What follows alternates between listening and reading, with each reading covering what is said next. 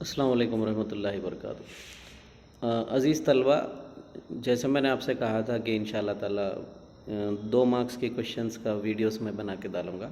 अगर वक्त मिलता है तो 4 मार्क्स की भी कोशिश की जाएगी। लेकिन सबसे पहले मैं आपको बताना ये चाहूँगा कि हमारा जो पेपर पैटर्न है वो बहुत ज़्यादा ईजी पैटर्न बनाया गया है। तो इसका मतलब ये है कि आप जो भी इम्पोर्टेंट क्वेश्चन पढ़ेंगे वो आपको जो है क्वेश्चन पेपर में मिल जाएंगे इंशाअल्लाह। तो पहला जो सेक्शन है हमारा उसमें 15 क्वेश्चन पूछ रहा है और 2 मार्क्स के क्वेश्चन है वो। तो आपको सिर्फ 10 करना है, 5 मल्टीपल चॉइस में छोड़ देना है। लेकिन जो 4 मार्क्स का सेक्शन है वो तो बहुत ज़्यादा अच्छा है। वो इसलिए है कि 14 क्वेश्चन पूछ रहा है और आपको 6 करना है। तो जो जितने आप क्वेश्चंस याद करेंगे इंशाल्लाह आपको वहाँ पर दिखेंगे। और 4 मार्क्स में जो है 8 मार्क्स के अंदर आपको 4 पूछेगा, 2 करना है।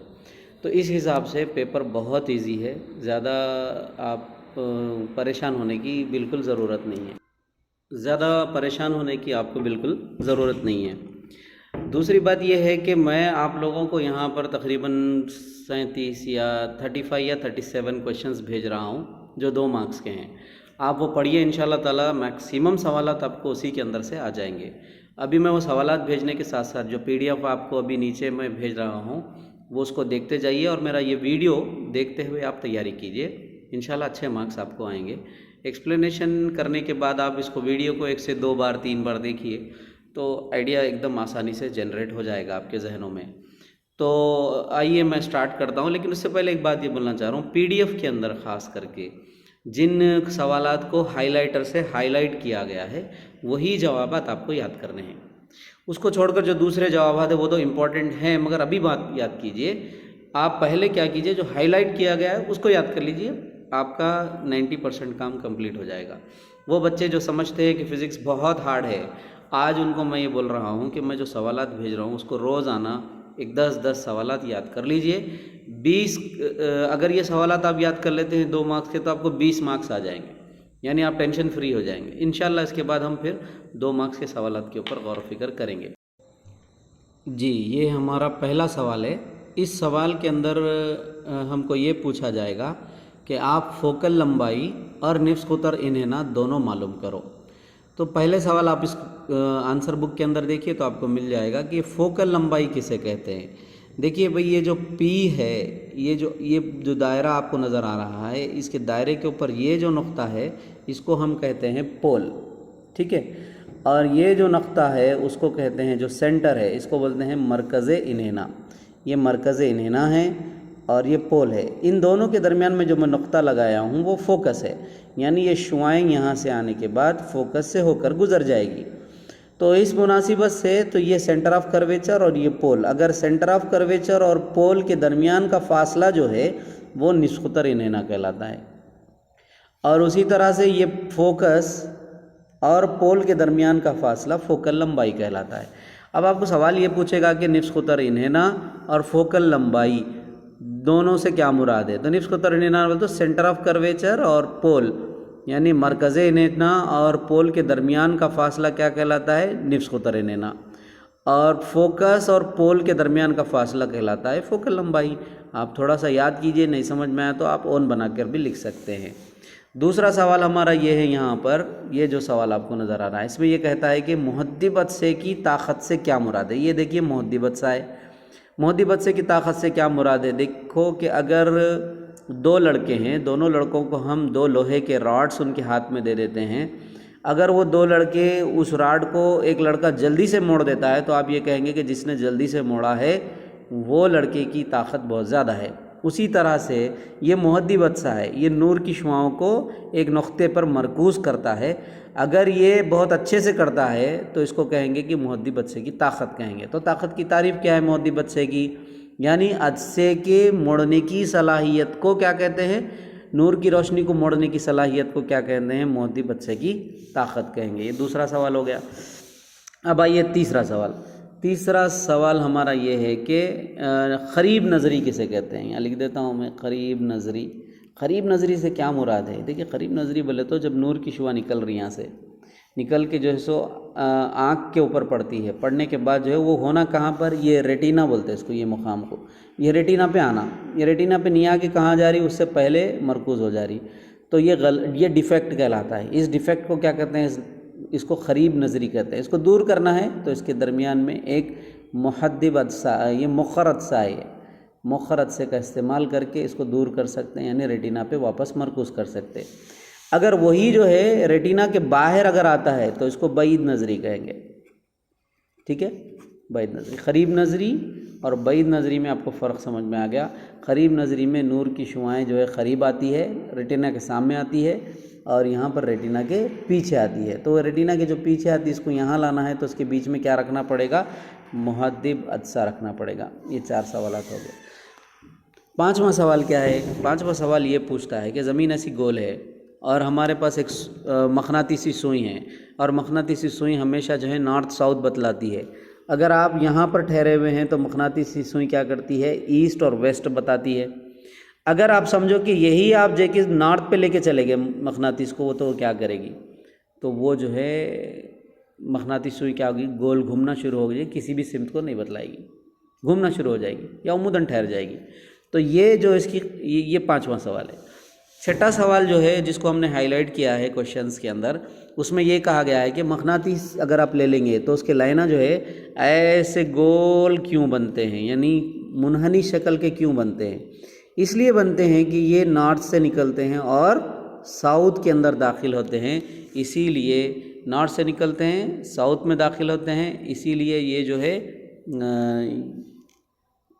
इसीलिए ये क्या करते हैं, मुनहनी शक्ल बनाते हैं। इस पॉइंट को आप अच्छे से याद रखिए। जी, मैंने आपको बताया था। फिर आइए अब 7वें सवाल के अंदर देखिए। 7वें सवाल के अंदर हो रहा ये है कि ये सवाल हमको ये पूछ रहा है कि मकनातीसी अदुल किसे कहते हैं। तो मकनातीसी अदुल को बताने के लिए ये समझिए कि ज़मीन का नॉर्थ है और ये मकनातीस का नॉर्थ है। ज़मीन के नॉर्थ और मकनातीसी नॉर्थ के दरमियान में क्या बन रहा है यहाँ पर, ज़ाविया। इसी को क्या कहते हैं, मकनातीसी अदुल कहते हैं। ज़मीन का नॉर्थ और मकनातीस के नॉर्थ के बीच में जो ज़ाविया बनता है उसको मकनातीसी अदुल कहते हैं।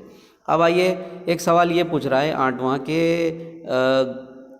जो 6 वोल्ट के बेड लैंप होते हैं, 6 वोल्ट के जो बेड लैंप होते हैं उसमें कौन सा ट्रांसफार्मर इस्तेमाल किया जाता है। सिंपल सा जवाब आप ये लिखेंगे कि स्टेप डाउन ट्रांसफार्मर इस्तेमाल किया जाता है 6 वोल्ट के बेड लैंप में।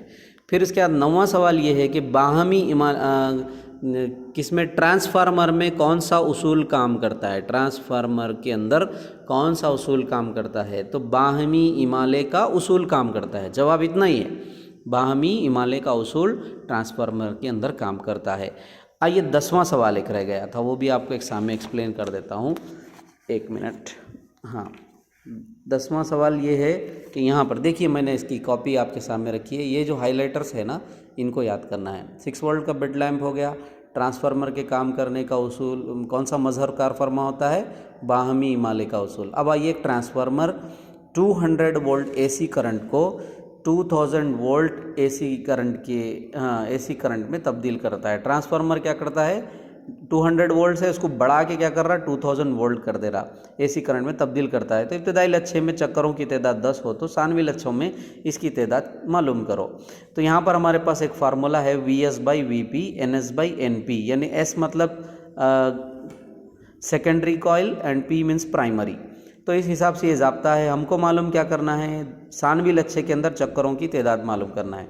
तो ज़ाब्ते को आपने ऐसे तरतीब दिया कि NS यहाँ, ये NS यहाँ रहेगा, तो ये डिनोमिनेटर क्या होगा था, न्यूमरेटर में चले जाता। VS/VP × NP हो गया।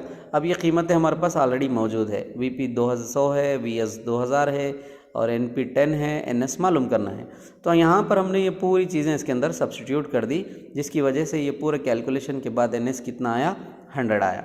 तो ये आपका 10वां जवाब था जो आपको याद करना है।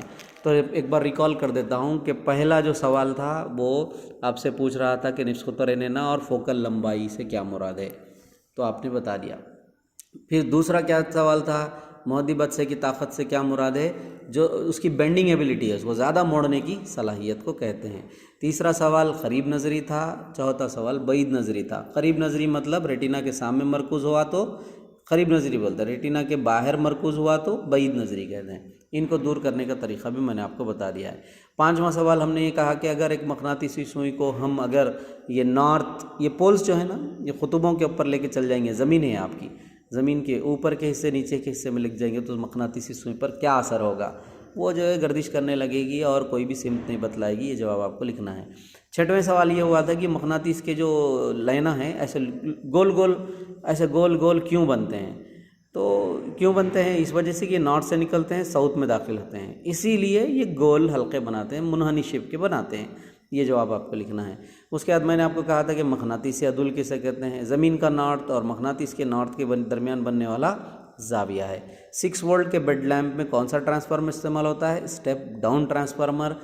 और ट्रांसफार्मर कौन से उसूल पे काम करता है, वो बाहमी हिमालय के उसूल पर काम करता है। 10वां जवाब मैंने आपको बताया।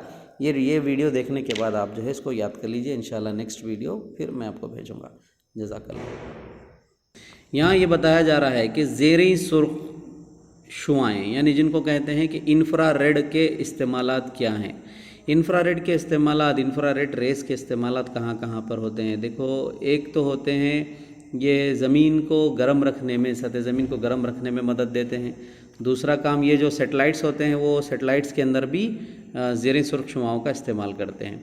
और आजकल जो कैमरे हमारे पास दरियाफ्त हो गए हैं वो धुएं के अंदर भी और कोहर के अंदर भी जो है तस्वीर कशी कर सकते हैं। अंधेरे से अंधेरे मंज़र के अंदर भी वो तस्वीर कशी कर सकते हैं। ये इंफ्रारेड की वजह से है। तो इंफ्रारेड के इस्तेमाल आजकल इन तमाम चीज़ों के अंदर होने लगे हैं। फिर उसी तरह से माइक्रोवेव्स भी होते हैं, जो वो कहाँ पर यूज़ होते हैं। तो सबसे ज़्यादा माइक्रोवेव का इस्तेमाल जो है रडार्स में होता है। रडार्स के अंदर, रडार्स जो हम जैसे एयरपोर्ट के अंदर जब जाते हैं तो देखते हैं कि वहाँ पर एक सिग्नल्स हमको नज़र आने लगते हैं जो राउंड घूमते रहते हैं, तो उसमें माइक्रोवेव्स का इस्तेमाल किया जाता है। और ये रडार्स क्या करते हैं, एरोप्लेन्स जो होते हैं उनकी गर्दिश वगैरह का पूरा जो है इंफॉर्मेशन उन लोगों को देते हैं। तीसरा, इसमें माइक्रोवेव्स के और एक इस्तेमाल में ये है कि ये ओवेंस के अंदर इस्तेमाल होते हैं। जो चीज़ें गर्म करने के लिए हमारे घरों में हम ओवेंस इस्तेमाल करते हैं, उसमें भी माइक्रोवेव, ओवेंस के अंदर ये माइक्रोवेव्स इस्तेमाल होते हैं। तेज़ रफ्तार गाड़ियों की रफ्तार मालूम करने के लिए भी माइक्रोवेव का इस्तेमाल किया जाता है। ये 2 सवालात बहुत इंपॉर्टेंट है, इसको अच्छे से जहन नशीन कीजिए। मवासिलाती निज़ाम जिसको हम कम्युनिकेशन सिस्टम कहते हैं, उसके 3 ब्लॉक्स होते हैं। पहला जो ब्लॉक होता है जिसको हम तरसील कार कहते हैं, ट्रांसमीटर। जैसे मिसाल के तौर पे मैं आपके सामने यहाँ बात कर रहा हूँ तो मैं तरसील कार हूँ, और बीच में ये सेलफोन है जो चैनल का काम कर रहा है। और तीसरी चीज़, ये हुसूल कार कौन है, आप लोग हैं, यानी ट्रांसमीटर, चैनल एंड रिसीवर। मवासिलाती निज़ाम के 3 ब्लॉक्स होते हैं, ट्रांसमीटर, चैनल एंड रिसीवर। ये 3 चीज़ें आप याद रखेंगे। उसके बाद और एक सवाल ये आएगा आपको कि WWW यानी वर्ल्ड वाइड वेब क्या है। देखिए, वर्ल्ड वाइड वेब एक एनसाइक्लोपीडिया है जो मालूमात का ख़जाना है। ये अपने अंदर इंफॉर्मेशन को रखता है। इंटरनेट पे अब जब जाने के बाद www. मारेंगे तो उसके बाद आप जो भी वेबसाइट लिखेंगे वो आपके सामने डिस्प्ले होगी। यानी आप ये कहेंगे कि इंसाइक्लोपीडिया है, ये मालूमात का एक बहुत बड़ा इंसाइक्लोपीडिया है, और ये 24 आवर्स हमारे लिए अवेलेबल रहता है। नेक्स्ट सवाल ये है कि तलहसीन यानी मॉड्यूलेशन से क्या मुराद है। यानी सिंपल आप जवाब लिखिए, मॉड्यूलेशन से कंफ्यूज होने की ज़रूरत नहीं है, ये बहुत इंपॉर्टेंट जवाब है। तलहसीन यानी हम क्या कहेंगे, मॉड्यूलेशन, इससे क्या मुराद है। देखो, ऑडियो सिग्नल्स जो होते हैं, मैं आपसे बात कर रहा हूँ, वो आप तक मेरी आवाज़ पहुँच रही है। ऐसे हम फ़ोन पर किसी से बात करते हैं, तो ये ऑडियो सिग्नल्स जो होते हैं, ऑडियो ताद्दुद के इशारों को बुलंद ताद्दुद के इशारों से जोड़ने के लिए जो तरीक़ा इस्तेमाल किया जाता है उसका नाम मॉड्यूलेशन है। अगर मॉड्यूलेशन नहीं रहता था तो बड़े बड़े एंटीना से इस्तेमाल करना पड़ता था, जो कि नामुमकिन है, जो मुश्किल काम है। 4-4 किलोमीटर के एंटीना कैसे इस्तेमाल करेंगे, वो हवा वगैरह से गिरने के बहुत ज़्यादा इम्कानात होते हैं। तो सिंपल जवाब ये है कि ऑडियो ताद्दुद के इशारों को बुलंद ताद्दुद के इशारों से जोड़ने का अमल क्या कहलाता है, तलहसीन, मॉड्यूलेशन कहलाता है। ठीक है। नेक्स्ट, एक सवाल ये पूछेगा कि आप जो फ़ोन इस्तेमाल करते हैं उसमें कौन सा सिस्टम इस्तेमाल होता है, उसमें कौन सा तरसीली निज़ाम इस्तेमाल होता है। तो आप ये क्या लिखेंगे, space wave mode of propagation, यानी space wave mode of propagation का तरसीली निज़ाम इसमें इस्तेमाल किया जाता है। अब आइए नेक्स्ट सवाल है, ज़ियाई बरक़ी असर किसे कहते हैं। ज़ियाई बरक़ी असर से मुराद, यहाँ पेपर पे देखिए आप, फॉर एग्ज़ाम्पल एक ये प्लेट है, कोई भी धाती तख्ती है, इस धाती तख्ती के ऊपर सूरज की रोशनी पड़ी, और इस सूरज की रोशनी पड़ने की वजह से इसमें से एक इलेक्ट्रॉन बाहर निकल गया। ठीक है। इस अमल को किसी धाती तख्ती से एक इलेक्ट्रॉन को निकालने का अमल क्या कहलाता है? ज़ियाई बरक़ी असर। ज़ियाई बरक़ी असर। ज़िया किसको कहते हैं? सूरज की रोशनी को कहते हैं। बरक़ी असर यानी इसमें से इलेक्ट्रॉन निकल रहा है। अगर किसी धाती तख्ती पर सूरज की रोशनी पड़ती है जिसकी वजह से अगर इलेक्ट्रॉन का इखराज अमल में आता है तो उसको ज़ियाई बरक़ी असर कहते हैं। अच्छा ठीक है, हर रोशनी जो आ रही है क्या वो रोशनी इलेक्ट्रॉन को निकालने के काबिल रहेगी? नहीं। कुछ मखसूस तूले मौज की जो रेस हैं, जो शुआएँ हैं, वही इलेक्ट्रॉन को निकाल सकते हैं। तो मखसूस तूले मौज पे निकल रही है अक़ल तरीन तूले मौज जो चाहिए, तो उसको हम क्या कहते हैं? काम तफ़ाउल। नेक्स्ट सवाल मैं आपको बताऊंगा। यहाँ आइए। तो मैंने आपसे सामने ये बताया था कि ज़ियाई बरक़ी असर किसे कहते हैं? जब मखसूस तूले मौज की शुआ धाती तख्ती से टकराती है तो इलेक्ट्रॉन का खारिज अमल में आता है, तो इस खारिज होने वाले इलेक्ट्रॉन को ज़ियाई इलेक्ट्रॉन, और इस असर को क्या कहते हैं? ज़ियाई बरक़ी असर कहते हैं। आगे ये देखिए आप सवाल, तफ़ाउल काम या काम तफ़ाउल वर्क फंक्शन से क्या मुराद है? वो कम से कम तवन्नाई जो किसी धाती तख्ते से इलेक्ट्रॉन को निकालने के लिए दरकार होती है, इसे तफ़ाउल काम कहते हैं। इसकी एक एग्जाम्पल मैं आपको देता हूँ। एक छोटा सा बच्चा है, एक बड़ा आदमी है, गड्ढे में गिर गया, उसको निकालना है। तो एक छोटा बच्चा उस आदमी को नहीं निकाल सकता, तो होगा ये कि उसी की उम्र वाला, उसी की उतनी ताकत रखने वाला एक बड़ा आदमी उस आदमी को उस गड्ढे से निकाल सकेगा। तो उसी लिए मैं ये कह रहा हूँ कि जो इलेक्ट्रॉन है वो हर मौज से नहीं निकलेगा, हर शुआर से नहीं निकलेगा, उसके लिए कम से कम कुछ ना कुछ तवन्नाई चाहिए जो उसको निकलने के लिए। तो हम क्या कर रहे हैं? वो कम से कम तवन्नाई जो किसी धाती तख्ती से एक इलेक्ट्रॉन को निकालने के लिए लगती है, वो क्या कहलाती है? काम तफ़ाउल कहलाती है। उसका ज़ाब्ता भी मैंने आपके सामने दिया है। 19वां सवाल ये है कि मनफी शुआएँ क्या है? कैथोड रेस किसे कहते हैं? ये भी जवाब इंपॉर्टेंट है। यानी अगर इलेक्ट्रॉन एक सिमत में बह रहे हैं, इलेक्ट्रॉन की एक लहर जा रही है, उसी को हम क्या कहते हैं? मनफी शुआएँ कहते हैं, क्योंकि इलेक्ट्रॉन के ऊपर क्या होता है? मनफी बरक़ी बार होता है। लास्ट एक सवाल है, 20वां सवाल, वो है आइंस्टाइन की ज़ियाई बरक़ी मसावत। ये जवाब आप याद करेंगे 1/2 mv², जो काइनेटिक एनर्जी का फार्मूला है। तो उसको थोड़ा सा हम एलाबोरेट करें तो h nu minus phi naught, ये आइंस्टाइन की ज़ियाई बरक़ी मसावत है। इंशाअल्लाह ताला मज़ीद 20 सवालात फिर और भेजूँगा मैं आपको। जी, अभी तक हमने 20 सवालात मुकम्मिल किए हैं। जैसे मैंने आपसे बताया कि ये जो देखिए आप, आइंस्टाइन की ज़ियाई बरक़ी मसावत पे हमारी गुफ्तगू ख़त्म हुई थी। उसी के साथ साथ आज मैं भी ये वीडियो में इंशाअल्लाह ताला पूरे सवालात मुकम्मिल हो जाएंगे। वो सवाल जो मैथमेटिकली है, जो आप आसानी से प्रैक्टिस कर सकते हैं, वो मैं आपको इसमें एक्सप्लेन नहीं करूँगा। तो हाइजेनबर्ग की गैर यकीनियत की जो गैर यकीनी के उसूल को बयान करो, ये सवाल जो है ये भी बहुत इंपॉर्टेंट है। हाइजेनबर्ग के मुताबिक एक ही वक्त में किसी भी ज़र्रे का मुक़ाम और मियार असर मालूम करना नामुमकिन है। इस उसूल के मुताबिक ये कहा जाता है कि एक ही वक्त में, एक ही फ्रैक्शन ऑफ सेकेंड में एक ज़र्रे का मुक़ाम और उसका मियार असर मालूम करना बिल्कुल नामुमकिन है। ये हाइजेनबर्ग की गैर यकीनी उसूल है, इसको आप याद कीजिए। और स्टेट के एक्सपेरिमेंट के अंदर ये होता है कि अगर किसी तार से बरक़ी गुज़र रही, ठीक है, अगर किसी तार से बरक़ी रोगुज़र रही है तो वो तार के अतराफ़ में एक मक़नातीसी मैदान बनेगा। देखिए आप, ओरस्टेड के मुताबिक कोई भी बर्क़ बरदार मौसिल अपने अतराफ़ मक़नातीसी मैदान बनाता है। ये उसूल आप याद रखिए। जैसे मिसाल के तौर पे ये पेपर पे मैं आपको बताता हूँ। फॉर एग्ज़ाम्पल, ये अगर ये समझिए कि एक तार है, ठीक है, ये तार है, ये तार के अंदर से अगर बरक़ी गुज़र रही है, इस तार के अंदर से बरक़ी गुज़र रही है तो ये अपने अतराफ़ एक मक़नातीसी मैदान बनाएगा। इसको ओरस्टेड का एक्सपेरिमेंट कहते हैं। ओरस्टेड के तजुर्बे के ज़रिए से बात मालूम होती है। उसके बाद एम पैमा और वोल्ट पैमा में फ़र्क बतलाइए। एम पैमा जैसे आपको मालूम है ये बरक़ीरों की पैमाइश के लिए इस्तेमाल किया जाता है, और वोल्ट पैमा जो है वो वोल्टेज की यानी तफ़ावत ख़्वा की पैमाइश के लिए किया जाता है। इसको सिलसिलावार जोड़ा जाता है और इसको मुतवाज़ी जोड़ा जाता है किसी भी सर्किट के अंदर, और इसकी पैमाइश जो एम्पियर में की जाती है, इसकी पैमाइश वोल्ट में की जाती है। 3 बातें हमने बताई है। एक ये कि इसके ज़रिए से बरक़ीरों की पैमाइश की जाती है, सर्किट में सिलसिलावार जोड़ा जाता है, ये एम्पियर में नापा जाता है। ये तफ़ावत ख़्वा की पैमाइश की जाती है, मुतवाज़ी जोड़ा जाता है सर्किट में, इसकी पैमाइश वोल्ट में की जाती है। ये 3 पॉइंट्स आप इसके अंदर लिखिए। अब आपको और एक सवाल ये पूछ रहा, आप किसी मुतहरिक लच्छे के रो पैमा को एम पैमा में कैसे बदलेंगे? जवाब ये है कि मुतहरिक लच्छे के रो पैमा को एक छोटी मज़ाहिमत मुतवाज़ी जोड़े, तो वो एम पैमा में बदल जाता। अगर एक छोटी मज़ाहिमत सिलसिलावार जोड़े तो वो वोल्ट पैमा में बदल जाता।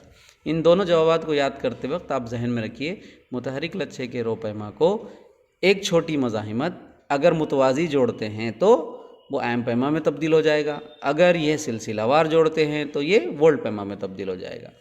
इसके साथ साथ हमने इससे पहले मास का अदसों के ताल्लुक़ से मास का और मास के असली के इस्तिलाह को के बारे में हमने एक पहले सवाल में पढ़ा था। आप इसको और एक मरतबा गौर से देखिए, खुद ब खुद आपको समझ में आ जाएगा।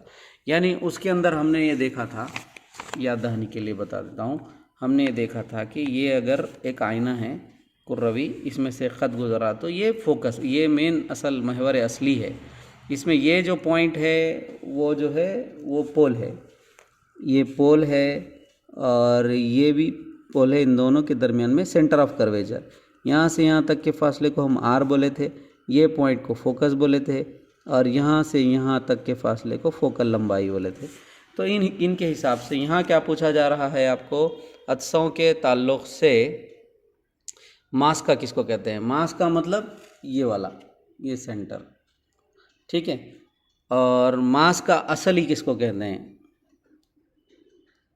ये फोकल, सॉरी एक मिनट, ये राइट, यहाँ देख, वो मुकाम जहाँ लामुतनाही फासले पर रखी शय का ख्याल बनता है, इसको मास का, अदसे का मास का कहता है। मास का असली किसे कहते हैं, नूर की वो मौजें जो महवर असली के मुतवाज़ी होती हैं, अदसे से इनताफ़ के बाद महवर असली के एक नुक्ते पर मरकूज़ होती हैं, इसको मास का। अच्छा, यहाँ पर हमको फ़र्क इन दोनों के दरमियान में फ़र्क महसूस करना पड़ेगा। देखिए, वो मकाम जहाँ लामुतनाही फासले पर रखी शय का ख्याल बनता है, एक दूर शय रखी हुई है, अदसे से इनताफ़ के बाद उसका अगर कोई ख्याल बनता है तो उसको हम कहेंगे मास का, वो पॉइंट को। नहीं, अगर नूर की वो मुतवाज़ी मौजें जो महवर असली के मुतवाज़ी है, वो मुतवाज़ी मौजें अगर किसी मुकाम पे मिलती हैं तो उसको क्या कहेंगे, मस्क असली कहेंगे। दोनों के दरमियान में ये फ़र्क आपको याद रखना है। इसके साथ साथ ये 36 क्वेश्चन है, इसको आप पढ़िए अच्छे से। इसमें फार्मूला है 1/v + 1/u = 1/f। इसके अंदर वो कीमतें दर्ज कीजिए और आपको आंसर हासिल होगा। फिर उसी के साथ साथ मौखर आने के 40 सेंटीमीटर के फासले पर, ये भी मैथमेटिकल क्वेश्चन है, इसको भी आप पढ़िए, समझ में आएगा, नहीं आया तो इंशाल्लाह मैं फिर इसको एक्सप्लेन करने के लिए रेडी हूँ। और एक बात यह है कि मुतारिक लच्छे के रो पैमा को के ज़रिए से कितनी बरखीरों की आप पैमाइश कर सकते हैं, क्योंकि इसके ज़रिए से बहुत कम बरखीरों की पैमाइश की जा सकती है, वो है 10⁻⁻⁹ एम्पियर की बरखीरों की पैमाइश की जा सकती है। इससे पहले बता दिया कि क्यों माइक्रो मौजों को रडार में इस्तेमाल किया जाता है, इसलिए कि इसका बहुत तूले मौज बहुत छोटा होता है, इसलिए इसको रडार में इस्तेमाल करते हैं, कम तूले मौज की वजह से। अब आइए यहाँ पर हम एक कंसेप्ट को देखेंगे ताकि हमारे जहन में बात क्लियर हो जाए। देखिए, एक होता है नीम मौसिल। नीम मौसिल जो है वो दो किस्म के होते हैं, एक होता है खालिस,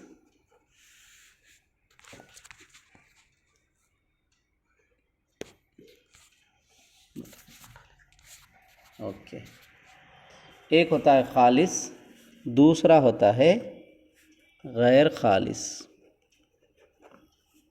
खालिस नीम मौसिल, गैर खालिस नीम मौसिल।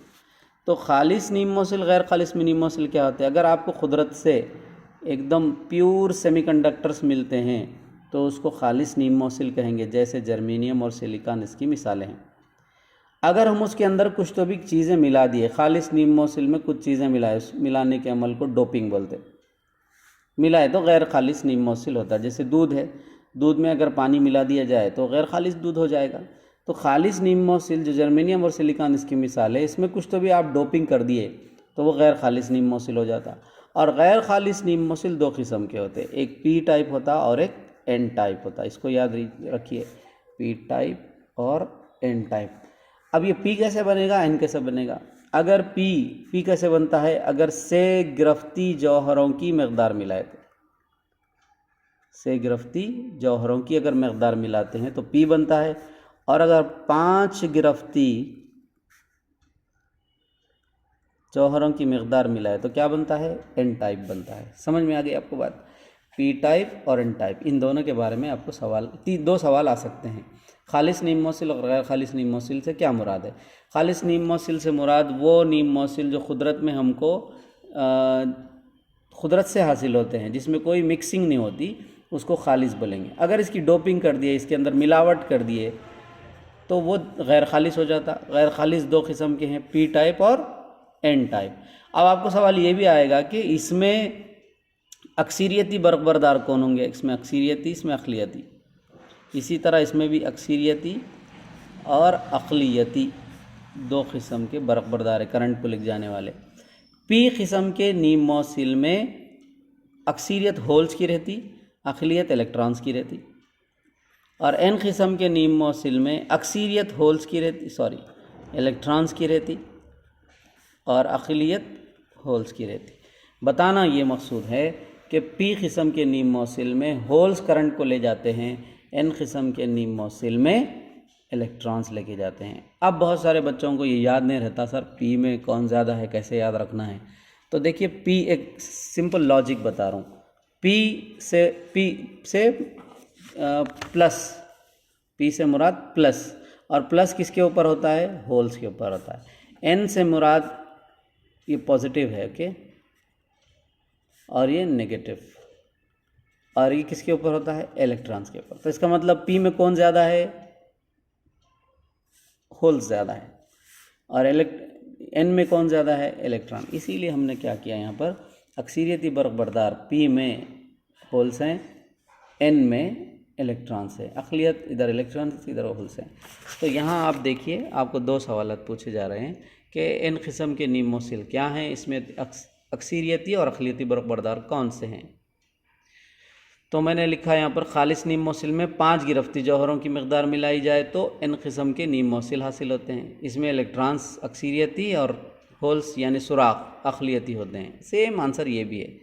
6 गिरफ्ती जौहरों की मकदार मिलाई, यहाँ पर 5 गिरफ्ती था, यहाँ पर 6 गिरफ्ती है, मिलाए जाए तो नीम मौसिल हासिल होते हैं इसे पी किस्म के। इसमें होल्स अक्सरियती और इलेक्ट्रॉन्स अक़लियती होते हैं। आइए लास्ट सवाल बचे हुए हैं। इसी तरह से और एक सवाल ये देखो, खालिस नीम मौसिल और गैर खालिस नीम मौसिल क्या हैं? तो कुदरत से हासिल होने वाले नीम मौसिल खालिस कहलाते हैं, और जिसमें कुछ मिलावट कर दी गई, लौसों की कुछ मकदार मिला दी गई, तो गैर खालिस हो गए। इतना ही आंसर है। फिर इसके बाद रवानी कुर्रे में के कौन से मुख्तलिफ हिस्से हैं? तो आप लिखिए DE F1 F2, इतना याद कीजिए आप, DE F1 F2। कुर्रे ख़ाइमा का हिस्सा, कुर्रे मैसूरा कुर्रे का हिस्सा, और हर्री कुर्रे का हिस्सा, यानी DE F1 F2। लास्ट दो जवाबात है। इसमें यह है कि ज़ाविया मीलान या झुकाव से क्या मुराद है? उफ़क़ के ज़ात ज़मीन पर रखे हुए मजमूई मक़नातीसी मैदान से बनने वाला ज़ाविया, यानी आसमान से लेकर ज़मीन के दरमियान में जो ज़ाविया बनता है उसको ज़ाविया मीलान कहते हैं। इससे पहले हमारा एक जवाब आया था जिसमें हमने क्या कहा था कि एक नॉर्थ है, ज़मीन का नॉर्थ, और ज़मीन का नॉर्थ और मक़नातीस के नॉर्थ के दरमियान बनने वाला ज़ाविया, तो वो एक हमने पढ़ा था। अब लास्ट एक दो ये जवाब है कि PNP और NPN ट्रांसिस्टर के सर्किट सिंबल उतारिए। बहुत सारे बच्चे सर्किट सिंबल उतारने में गलती करते हैं। वो ये है कि आप ऐसे दायरा उतार दिए और इसको यहाँ से एंड करना है, ठीक है। एक सिंबल अंदर की जानिब होता है, एक बाहर की जानिब। यहाँ देखिए आप, ये अंदर की जानिब है और ये बाहर की जानिब है, तो ये PNP है और NPN है। गलती किस बात की होती है? बहुत सारे लोग क्या करते हैं, इसको बाहर तक लेके चले जाते हैं, ऐसा उतारने लगते हैं। ये बिल्कुल गलत है, ये सही है। तो मैंने आपको जो है अल्हम्दुलिल्लाह जो चीज़ें यहाँ पर दी हैं, जो सवालात दी हैं, आप उसको अच्छे से पढ़िए। इंशाल्लाह ताला आपको अच्छे मार्क्स आएंगे। ये नंबर तो 45 दिख रहा है, 45 नहीं है। अगर ये इस तरह से जो हाईलाइट किया गया है वही जवाब आपको याद करना है। अल्लाह ताला से दुआ है, अल्लाह ताला हम लोगों को इसको अच्छे से पढ़ने और इसको अपने ज़हन नशीन करने की तौफीक दे। आमीन। जज़ाकल्लाह।